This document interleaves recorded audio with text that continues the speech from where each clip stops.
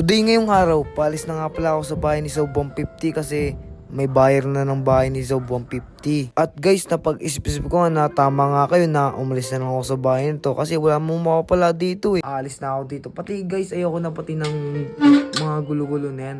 Ayoko na ng ganong sitwasyon. Gusto ko na guys magbago. Nandito yung paling idol nyo na skirt. At guys nga, nag-i-impake na nga ako guys. At paalis na nga pala ako dito sa bahay ni Sob 150.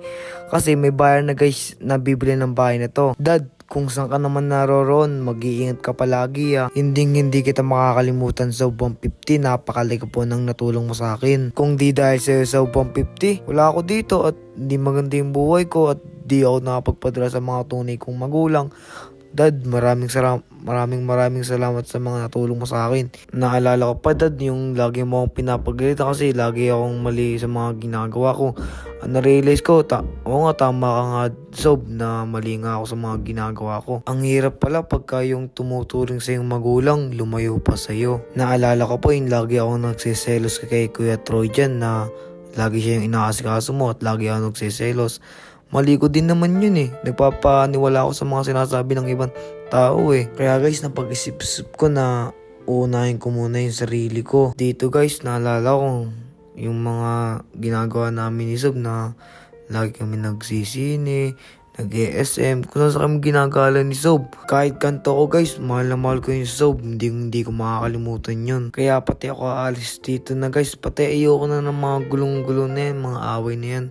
Pas na ako yan guys, nagbabago na ako. At dyan nga guys, medyo napapaluwa na ako kasi na-stress na talaga ako.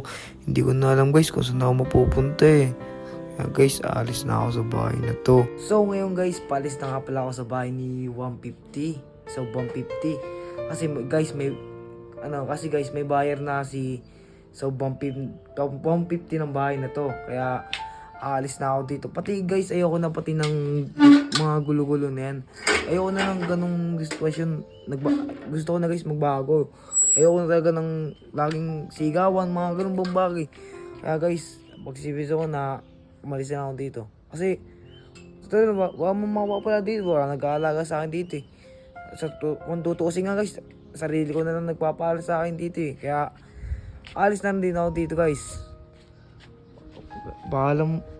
Salamat sa mga memories mo. Mamimiss kita. Guys, alis na din ako kasi anong oras yung matagal-tagal din yung biyahe ko guys sa pag-alis ko eh.